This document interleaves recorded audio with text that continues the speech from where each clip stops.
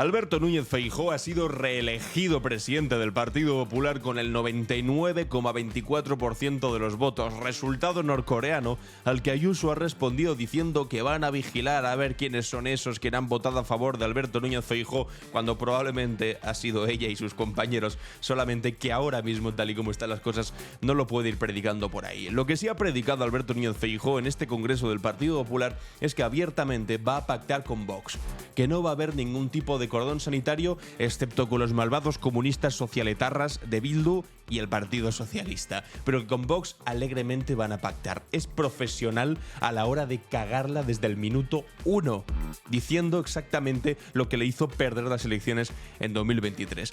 También hemos visto, pues, cómo ha dicho de manera desesperada que está intentando como una especie de giro a la izquierda para atraer a votantes de izquierda desencantados con el Partido Socialista. Pero yo me pregunto, ¿cómo ha hecho este giro a la izquierda? Poniendo a Miguel Tellado como secretario general, poniendo a Esther Muñoz como portavoz, poniendo a Cayetana Álvarez de Toledo dentro de la ejecutiva del partido. Hombre, su giro a la izquierda debe tener una dirección que no es común con el resto de españoles, pero creo que no le está saliendo demasiado bien. Y por favor, la imagen de este fin de semana del señor M. Rajoy y el señor José María Aznar hablando de pulcritud y dando lecciones sobre corrupción y gente en la cárcel, teniendo ellos la mitad de su entorno metido en prisión, imputado o pringados por temas de corrupción. Y también al señor Carlos Mazón aplaudiendo alegremente y también atreviéndose a darles lecciones, teniendo en la mesa 228 personas muertas mientras él comía en el Ventorro. La hipocresía de esta gente es tremenda. Por el otro lado, este sábado se celebró el Comité Federal del Partido Socialista, donde Pedro Sánchez, en una tensa reunión, afirmó que va a resistir al frente del gobierno, volvió a pedir perdón y hubo un caluroso enfrentamiento entre Paje, que pedía al presidente de Castilla-La Mancha, que pedía elecciones o una cuestión de confianza, y Óscar Puente, que le respondía. Vamos a ver todos estos temas hoy, lunes 7 de julio, en Clave Barroso. Estás escuchando Clave Barroso, un podcast de Alan Barroso. Y así celebraban en el Partido Popular la reelección de Alberto Núñez Feijóo, al que, bueno, pues todo este asunto de Santos Cerdán, Koldo García y Ábalos le ha hecho un gran favor. Le tendría que estar profundamente agradecido a esta banda de los tres, porque le ha permitido sortear un momento muy complicado dentro de su partido y ser reelegido como presidente, dándole otra oportunidad más en unas siguientes elecciones. Celebraban así diciendo: Feijóo proclamado presidente del Partido Popular con el 99,24% de los votos. Hombre, también es complicado que no saques el 99,24% de los votos si no hay otro candidato posible, si eres el único candidato que se presenta. Bueno, en fin, pero lo presentan como que hay una gran unidad en torno a Alberto Núñez Feijóo, etcétera, etcétera, y comparten esta fotografía, que para quien esté escuchando se lo leo. Sale Alberto Núñez Feijóo dándose la mano a sí mismo, se ve que no había otra persona a la que le podía dar la mano, y de fondo se puede leer "Let's go". Y esto me toca especialmente las narices. No es algo políticamente relevante para lo que vamos a tratar en el capítulo de hoy, pero me toca especialmente las narices.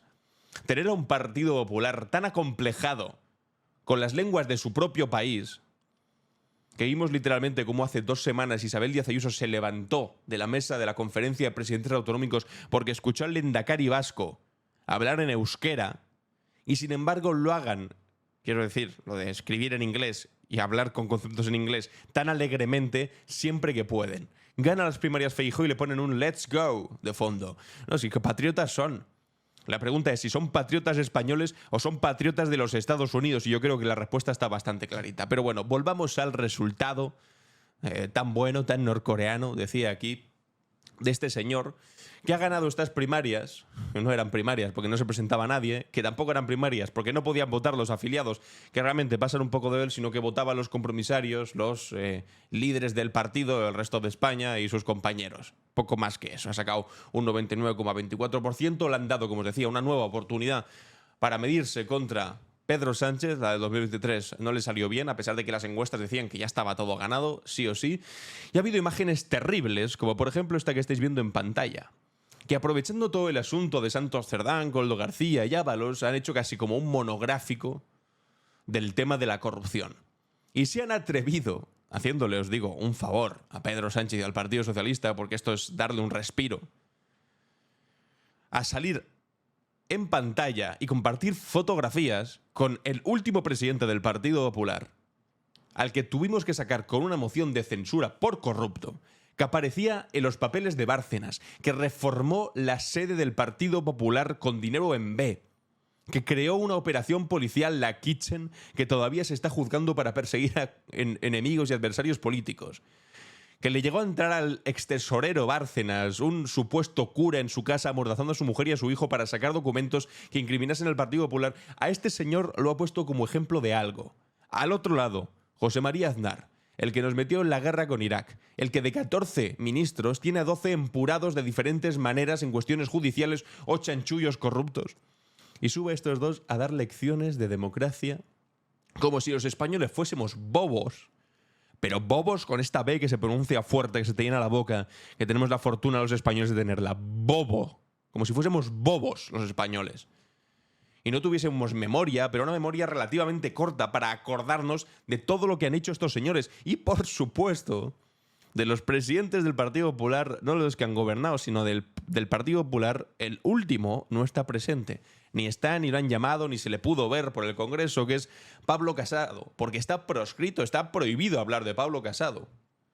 A pesar de que su sombra es alargada y se proyectó por todas y cada una de las esquinas del Congreso del Partido Popular, porque los que también tenemos algo de memoria, y no porque tengamos una vida muy dilatada, fíjate, a pesar de ser joven, puedo acordarme de ciertas cosas que pensarán en el Partido Popular que somos incapaces. Bueno, pues somos capaces. Nos acordamos perfectamente de cómo llegó Feijóo al frente del Partido Popular, que fue porque se cargaron a Pablo Casado, porque Pablo Casado se metió con Ayuso. Bueno, se metió. Dijo que estaba mal que le diese a su propio hermano 300.000 euros de su propio gobierno. Ese fue el problema. Y fue a partir de ahí que entró a la presidencia del Partido Popular Feijóo.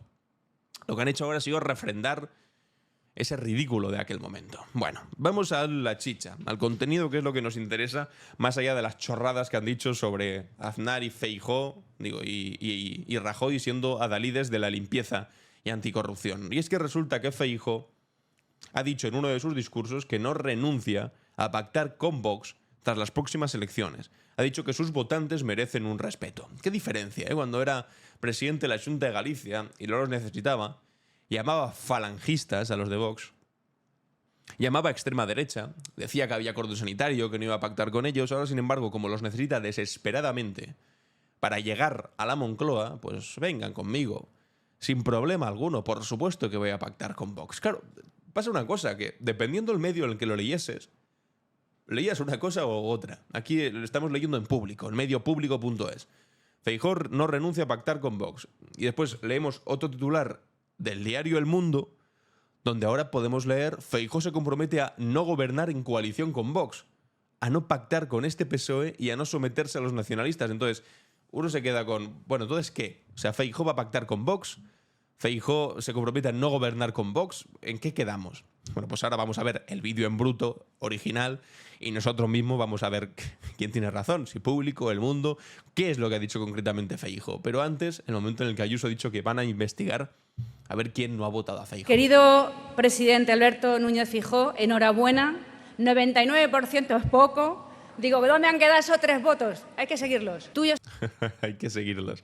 Como os decía, probablemente era ella y sus compañeros. El partido, vamos a estar en todo momento a tu lado. Enhorabuena.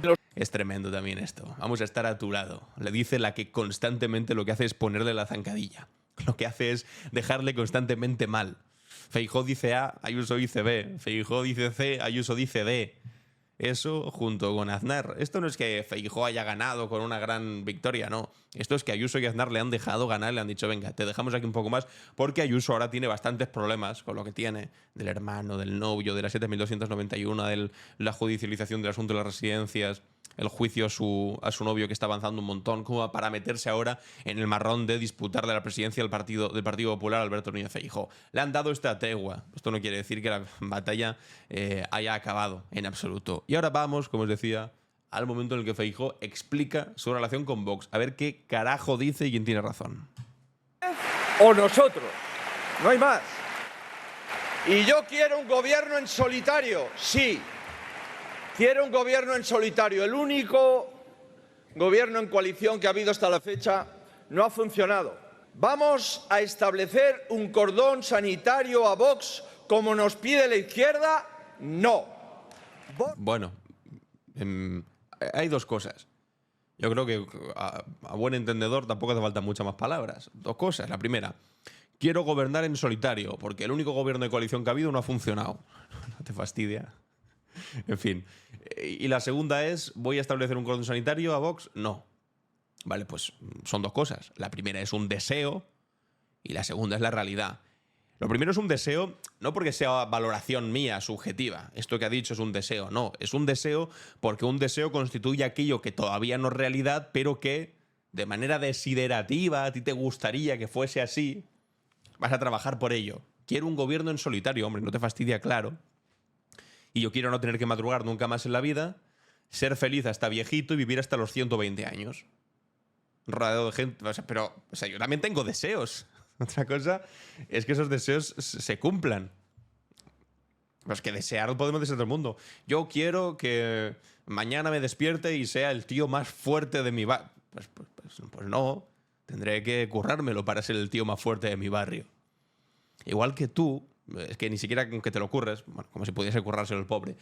Pero por mucho que desee un gobierno en solitario, para eso lo que necesitaría es una mayoría absoluta del Partido Popular. Y no hay ni una encuesta, ni siquiera las encuestas más serviles, esas que constantemente lo que le hacen es susurrarle al oído a Feijóo lo muy bien que le va a ir en las elecciones. Los mismos que se lo dijeron en el 2023 y no lo logró.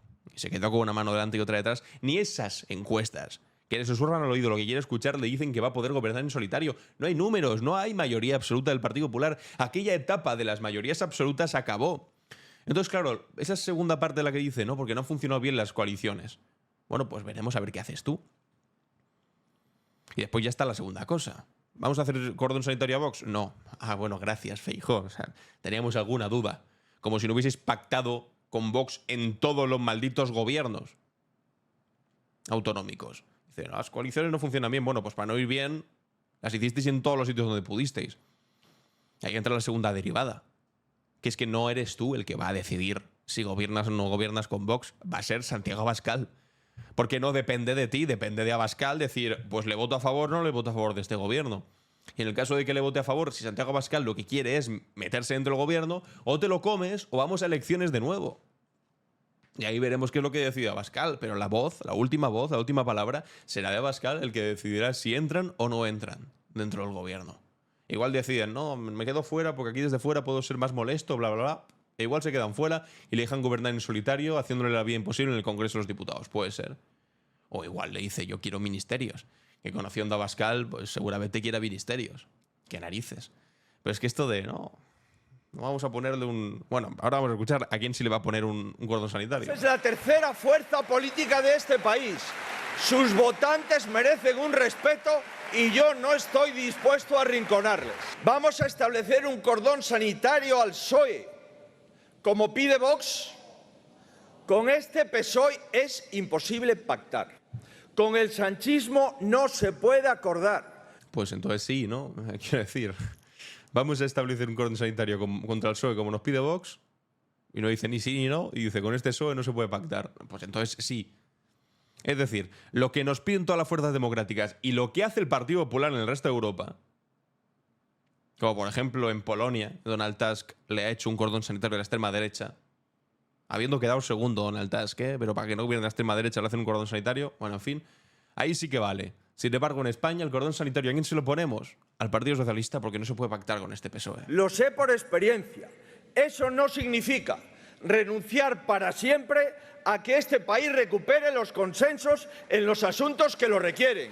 No, es tremendo. Los consensos se recuperan en el momento en el que gobiernas tú. Y entonces ya de repente te vuelve toda la altura de Estado y dices, no, que se llegan a consensos. Eso sí, como gobiernen otros, entonces se te olvida cualquier tipo de consenso. Entonces, ¿no habrá cordones sanitarios en mi gobierno? Sí, por supuesto, a Bildu. Aplauso máximo. Se ponen de pie, como si hubiese dicho aquí la gran cosa.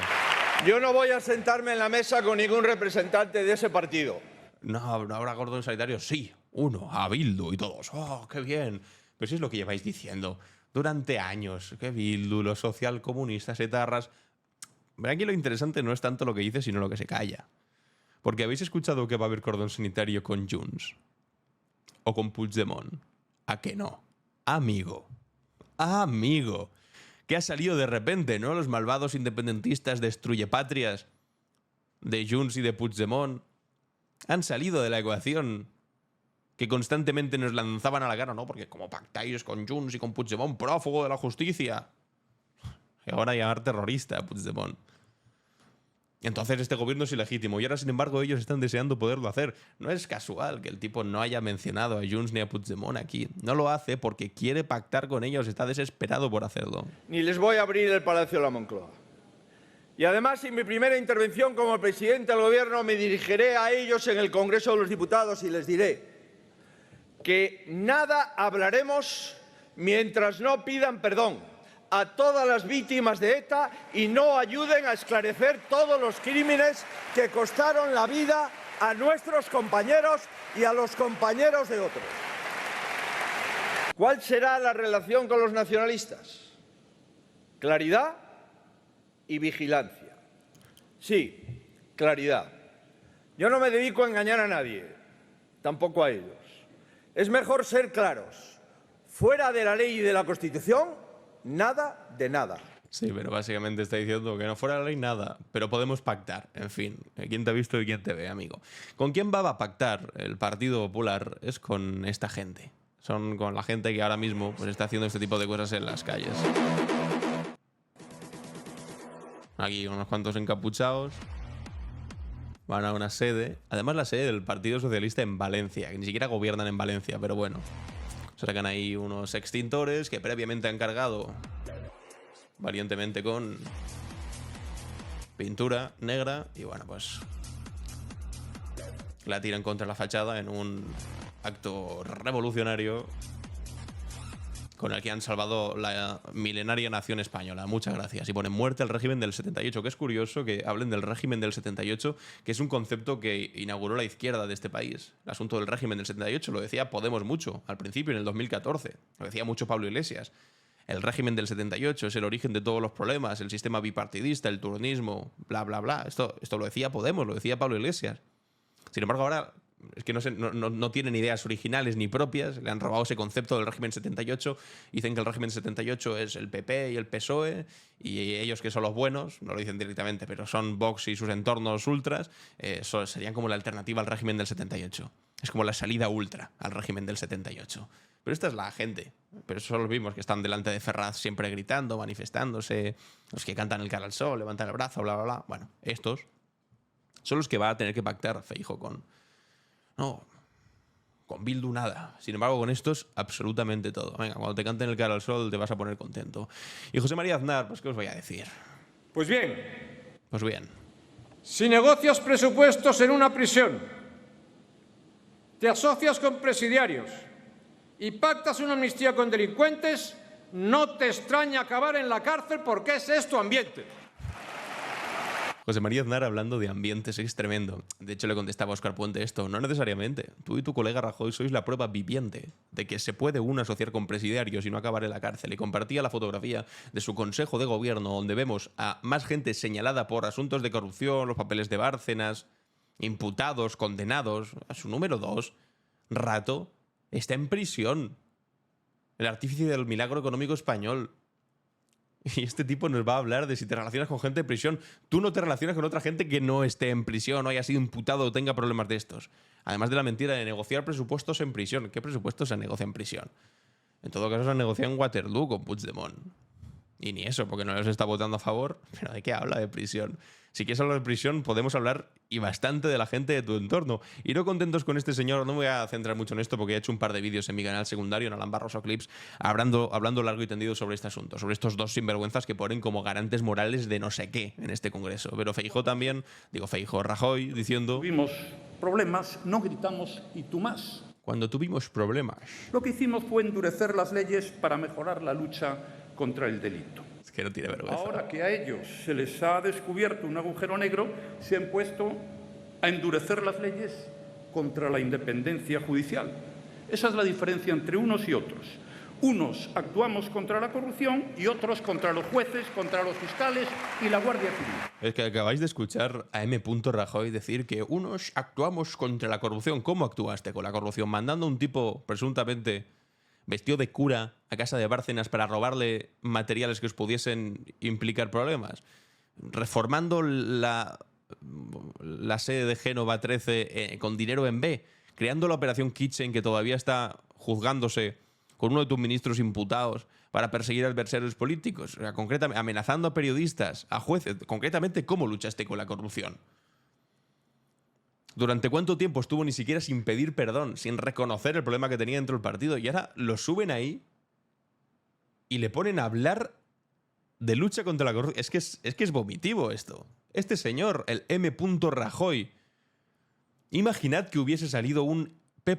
Sánchez en unas hojas del tesorero del Partido Socialista poniendo que recibía sobresueldos del presidente del gobierno. Vamos, o sea, se habría caído ya el gobierno. Si ya tiene unos cuantos problemas con el asunto de Cerdán, que ahora vamos con eso, con el comité central, con el comité federal del Partido Socialista, etcétera, lo que ha pasado ahí con Paje, Puente, etcétera. Pero imaginad si hubiese ocurrido, habría caído ya el gobierno. Bueno, pues sin embargo, ahí está M. Rajoy. Y no solamente no dimitió por esto, sino que ahora se atreve años después a dar lecciones sobre este asunto y también dar lecciones desde un congreso en el que lo que vemos es esto de aquí. Esto es Carlos Mazón aplaudiendo alegremente al lado de Miguel Tellado, siendo arropado por el Partido Popular, un tipo que más de 8 meses después de la mayor tragedia que ha vivido Valencia, la Comunidad Valenciana, mientras él estaba encerrado en un reservado de un restaurante del Ventorro comiendo, o haciendo a saber qué, no nos ha dado ni siquiera la factura todavía, no ha dado explicaciones, no ha explicado dónde estaba, le ha faltado el respeto constantemente a las víctimas y ahora está ahí rehabilitado por el Partido Popular sin pedirle la dimisión, sin que haya problema alguno, y se atreven estos a llamar a la regeneración democrática, la lucha contra la corrupción. Es que es vomitivo ver este tipo de cosas. Os decía antes, están diciendo por ahí, mucha atención a este titular, que Feijóo plantea una OPA hostil al centro izquierda cansado para captar 2 millones de votos más y llegar a la Moncloa. Una OPA hostil al centro izquierda. Y esa OPA hostil, ¿cómo se hace concretamente? Con Mazón, con Aznar, con esta última hora, este fin de semana, que es Cayetana Álvarez de Toledo, elegida por Feijóo como nueva vocal en la dirección del PP. Con Cayetana Álvarez de Toledo se logra esa OPA hostil a la izquierda. Con esta señora que es la nueva portavoz del Partido Popular, hablando de la siguiente manera de las personas enterradas en cunetas. Hombre, ahí no hubo error. Claro que no. 15 millones para crear una verdad de Estado, pero no para mejorar a los jueces y fiscales que están esperando que ustedes les mejoren sus salarios. Fíjese, 15 millones de euros destinados a que ustedes desentierren unos huesos en lugar de mejorar a los jueces y fiscales. Y es que hasta en eso... Desentierren unos huesos. Esta es la manera de seducir al centro izquierda. Es que es lamentable. De verdad que es absolutamente lamentable. Bueno, atención al titular de Ayuso también de este fin de semana, diciendo que Ayuso critica a los políticos que tienen las familias colocadas en empresas públicas y privadas o viven en casoplones. Yo es que ya no puedo más. Es que ¿cómo pueden ser tan torpes? ¿Cómo va a salir Ayuso a hablar de familiares? ¿Cómo vas a salir tú a hablar de familiares? Que le diste a tu propio hermano 300.000 euros. Que este congreso se está haciendo para reelegir a Feijóo precisamente porque te cargaste a Pablo Casado y se atreve a decir tienen familias colocadas en empresas públicas. Tú le has dado 300.000 euros públicos a tu hermano. Y después, no contenta con este fracaso ridículo discursivo, porque a quién se le ocurre meterse en ese marrón teniendo tú el historial que tienes, lo termina con la guinda en el pastel de decir que es que además también viven en casoplones. ¿Pero quién vive en un casoplón, Ayuso? Si vives tú en un ático de 2 millones de euros. 2 millones de euros pagado además por dinero de fraude fiscal. De un tipo que también se forró en lo peor de la pandemia con 2 millones de pavos por comisiones de mascarillas. Esta señora nos habla de casoplones y de familiares colocados. Tú, precisamente tú, Ayuso. Es que lo de la hipocresía de esta gente... es que se pasa de castaño oscuro. Es que no puede ser verdad. Y después va y añade, durante su discurso, esto de aquí. Todo lo que ha sucedido en España en estos años, si hubiera sido con un gobierno del Partido Popular, ¿cómo estaríamos? Es más, cualquier escándalo al día te vale para lo mismo. Por eso les decimos siempre, por favor, delincan más despacio. Es tremendo, ¿Qué habría pasado si esto hubiese ocurrido con un gobierno del Partido Popular? Es que no hay que imaginárselo, Ayuso.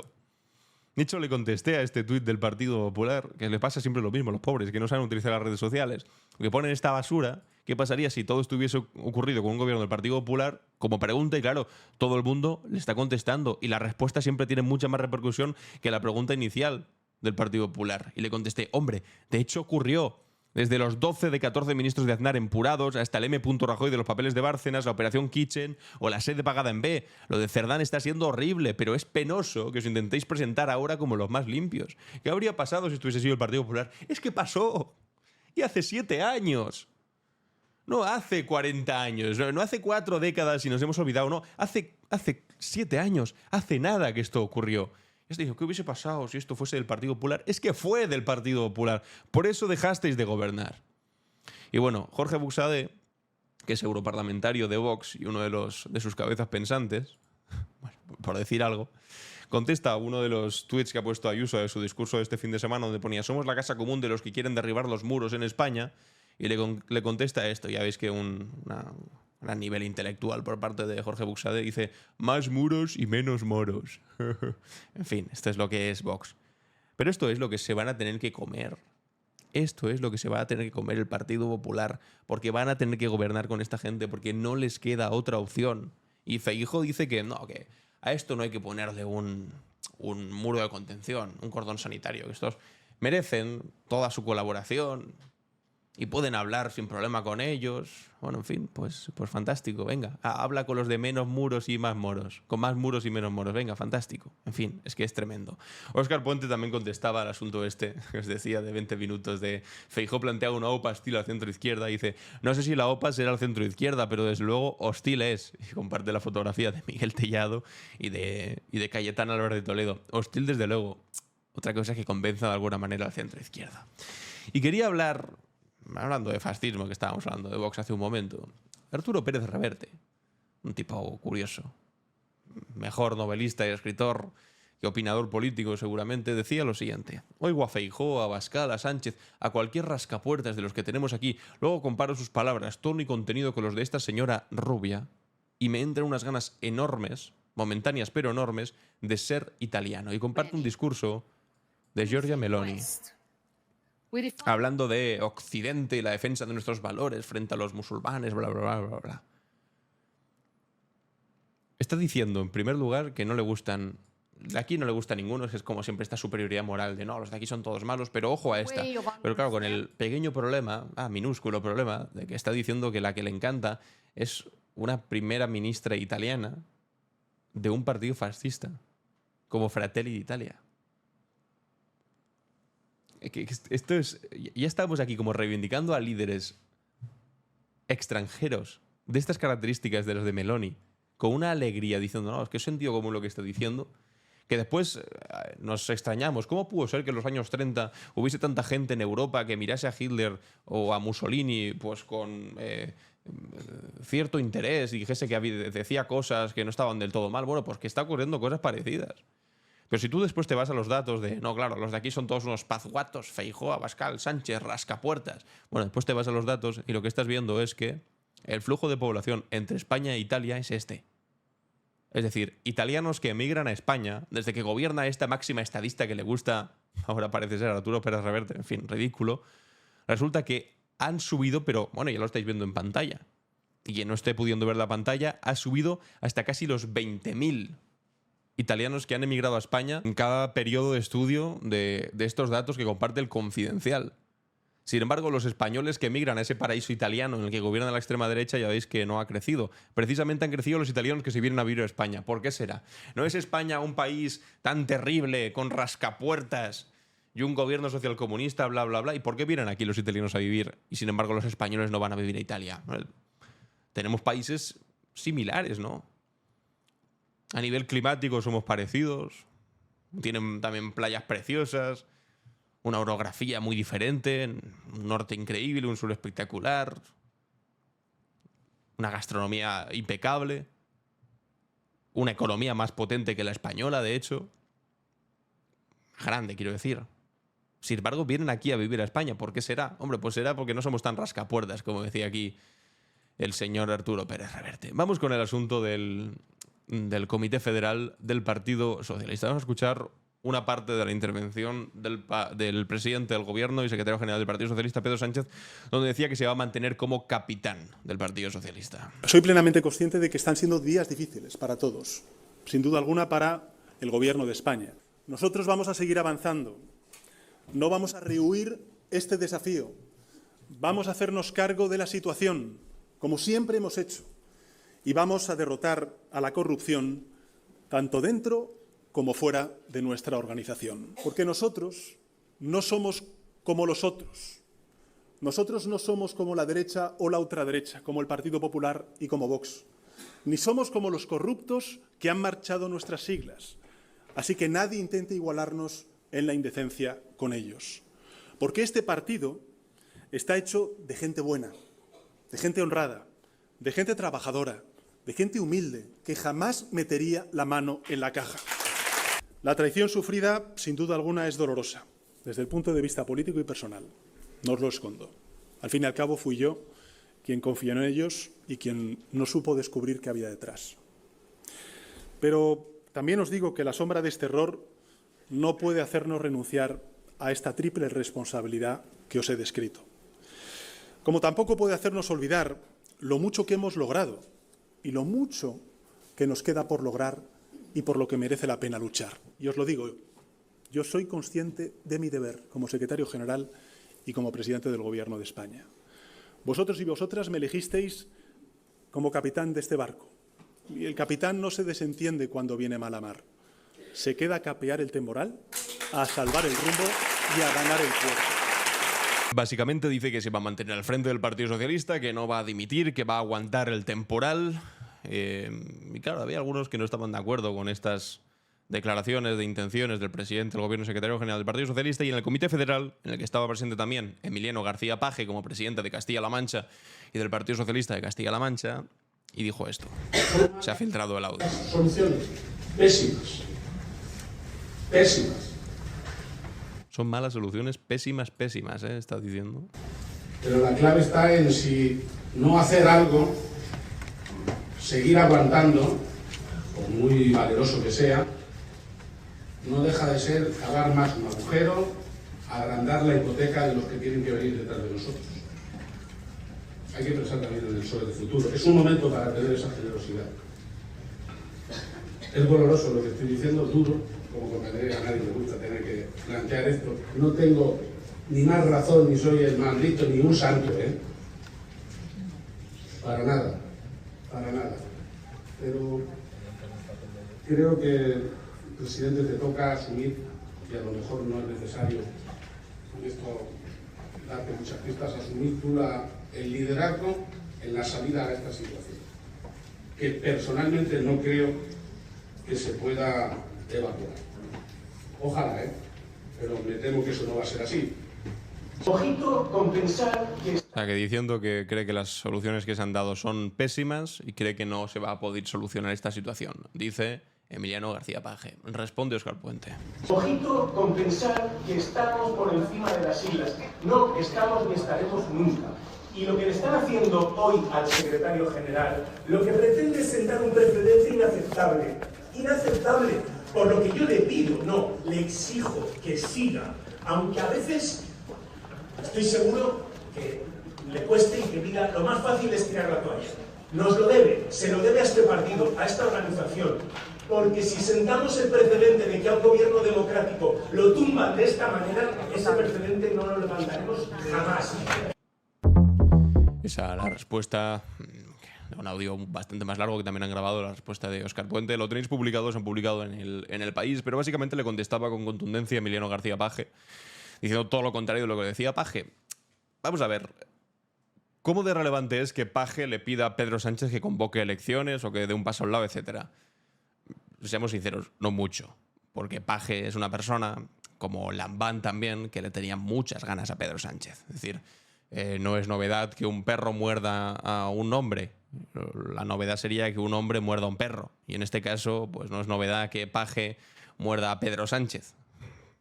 La novedad sería que Paje apoyase a Pedro Sánchez. Pero, sin embargo, lo que sí sería relevante sería que, por ejemplo, Óscar Puente hubiese salido y hubiese pedido la dimisión de Pedro Sánchez. Eso sí que habría sido noticia. O que Salvador Illa lo hubiese hecho. O que cualquier otro presidente autonómico o líder del Partido Socialista lo hubiese hecho. Pero que Paje lo haga, bueno. Pero sí que nos ha permitido estos audios grabados, porque eran una reunión privada, conocer más o menos qué es lo que está pasando dentro del Partido Socialista, donde evidentemente las cosas no están siendo sencillas ahora mismo y van, también os lo digo, de cagada tras cagada. Porque acordaos que la mañana, para quien no lo sepa, la mañana del Comité Federal del Partido Socialista, donde hizo ese discurso Pedro Sánchez, apareció la noticia de que uno de los integrantes de la nueva Secretaría de Organización del Partido Socialista resulta que había sido acusado por decenas de mujeres de haberse sobrepasado en muchas interacciones que había tenido con ellas, de haberle insinuado cosas de carácter sexual que no tienen que hacerse jamás con una subordinada o una trabajadora, momentos siempre desagradables con personas sistemáticamente del sexo opuesto y además muchísimo más jóvenes que tú. ¿Cómo puede ser que el mismo día en el que tienes que dar un discurso para alejarte de todo ese asunto, resulta que vas y seleccionas a un tipo para ponerlo al frente de esa nueva supuesta regeneración y pones a un tipo también que está manchado de este asunto? Es verdad que dimitió al momento. En el Partido Popular, los que están acusados de este tipo de cuestiones los mantienen en el cargo, los despiden con aplausos, como al consejero de Galicia, del gobierno de Galicia, de la Xunta, que lo despidieron con aplausos después de haber sido acusado de cosas más graves que estas todavía. Pero bueno, en fin, que fue una cagada tremenda el mismo día por la mañana tener ese asunto encima de la mesa abriendo todas las portadas y todos los titulares. Por eso os digo que están un poco desorientados, la verdad. Y ese es el mayor favor que le pueden estar haciendo ahora mismo a la derecha. Hacer cagadas de estas características una tras otra. En fin, veremos cómo va evolucionando este asunto. Yo creo que he intentado hacer una visión bastante amplia de todo lo que ha ocurrido este fin de semana, que no han sido pocas cosas.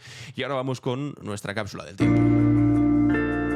¿Qué es lo que ocurrió un día como hoy? La cápsula del tiempo. En clave Barroso. Comencemos nuestro viaje un 7 de julio de 1846, una fecha que marcó un punto de inflexión en la historia de América del Norte y que nos ilustra de manera cruda cómo el imperialismo estadounidense comenzó a expandirse por el continente. En este día, las tropas estadounidenses ocuparon las ciudades mexicanas de Monterrey y San Francisco, iniciando la conquista de California en el marco de la guerra entre México y Estados Unidos. Para entender la magnitud de este evento, debemos situarnos en el contexto del llamado Destino Manifiesto, una doctrina que justificaba ideológicamente la expansión territorial estadounidense como una misión divina para extender la civilización y la democracia. Sin embargo, tras esta retórica grandilocuente se escondían intereses mucho más prosaicos: la sed de tierras, recursos naturales y nuevos mercados para una economía capitalista en rápida expansión. La guerra mexicano-estadounidense de 1846 al 1848 fue en esencia una guerra de agresión imperialista. México, debilitado por décadas de conflictos internos tras su independencia de España, se enfrentaba a una potencia emergente que había encontrado en la expansión territorial el motor de su crecimiento económico. Estados Unidos no solamente contaba con una superioridad militar aplastante, sino también con una maquinaria propagandística que presentaba esta agresión como una liberación.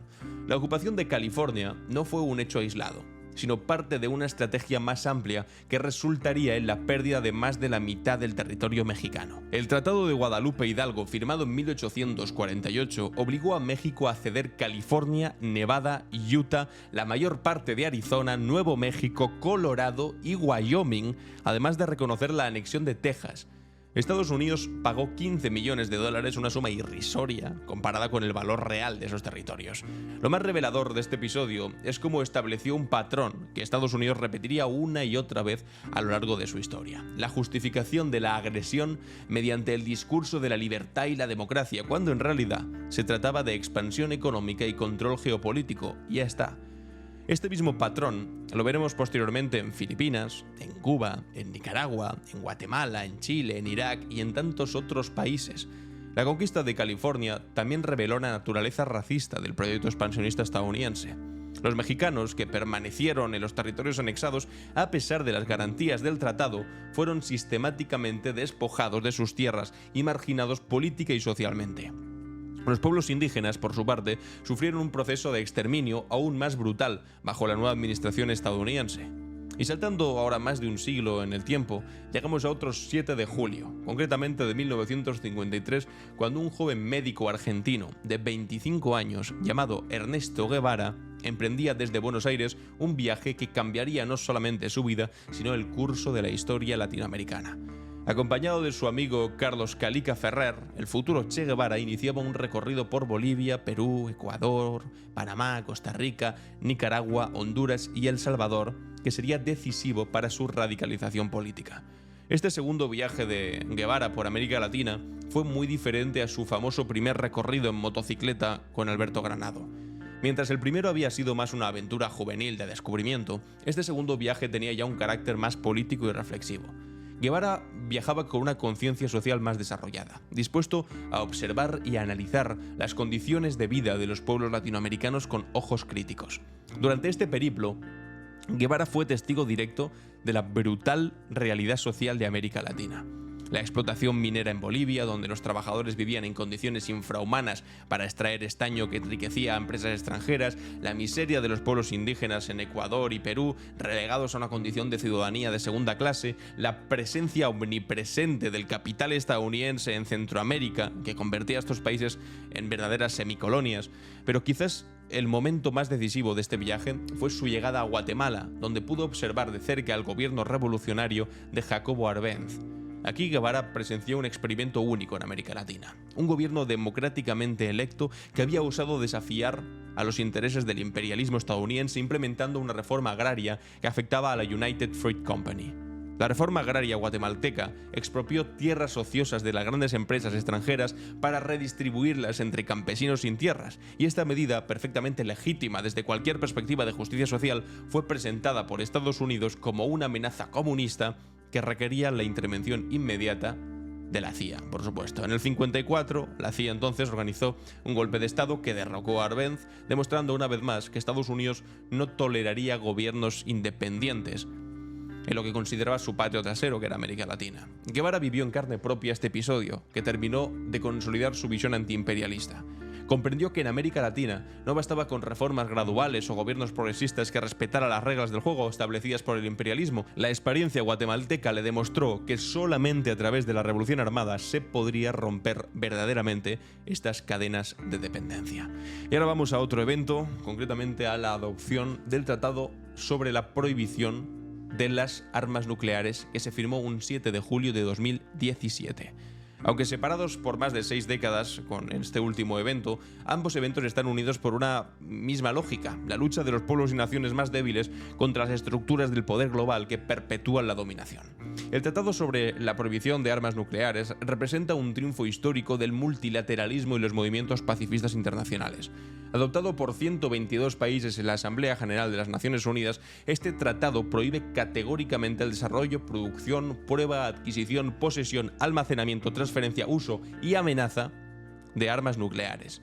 Lo más revelador de este proceso fue la actitud de las potencias nucleares, Estados Unidos, Rusia, China, Francia y Reino Unido, que no solamente se negaron a participar en las negociaciones, sino que además presionaron activamente a otros países para que no apoyaran el tratado. Esta actitud hipócrita reveló una vez más la doble moral del orden internacional. Mientras estas potencias exigen el desarme a países como Irán, que ahora está bastante de moda hablar de Irán y las armas nucleares, o Corea del Norte, se niegan rotundamente a eliminar sus propios arsenales de destrucción masiva. La ausencia de las potencias nucleares en las negociaciones evidenció que el actual orden nuclear internacional es fundamentalmente injusto y antidemocrático. Un pequeño grupo de países se arroga el derecho de poseer armas capaces de destruir la civilización humana de arriba a abajo, mientras niega ese mismo derecho a otros y amenaza con sanciones y agresiones militares a quienes desafían ese monopolio, aunque sea para poder protegerse. El tratado entró en vigor el 22 de enero del 2021, después de alcanzar las 50 ratificaciones necesarias. Y aunque las potencias nucleares siguen sin reconocerlo, su existencia ha fortalecido el movimiento global por el desarme nuclear y ha proporcionado un marco legal internacional para cuestionar la legitimidad de estas armas, que sin embargo en apenas el último mes, y gracias a la pésima actuación de Donald Trump, ha quedado una vez más como papel mojado. Pero en fin, ¿qué esperábamos con un señor de estas características al frente de la Casa Blanca? Y hasta aquí nuestra cápsula del tiempo, y ahora vamos con nuestras preguntas y respuestas. ¿Y tú? ¿Qué opinas? En Clave Barroso. Bienvenidos y bienvenidas a ¿Y tú qué opinas? Y me gustaría saber vuestra opinión sobre lo ocurrido en el Congreso del Partido Popular, con Alberto Núñez Feijóo diciendo que ahora va a ir a por la izquierda, invitando a Aznar, invitando a Rajoy. ganando por el 99,24% cuando no había otro candidato posible. Y bueno, esa incorporación de Tellado a Secretaría General, Cuca Gamarra fuera, Cayetana Álvarez de Toledo ahí, Ayuso diciendo lo que ha dicho, Mazón aplaudiendo, y también vuestra opinión sobre lo ocurrido en el Comité Federal del Partido Socialista, la intervención de Paje y la respuesta de Óscar Puente. Os leo los comentarios y hasta aquí ha llegado el capítulo de hoy, lunes 7 de julio. Yo soy Alan Barroso y esto ha sido Clave Barroso.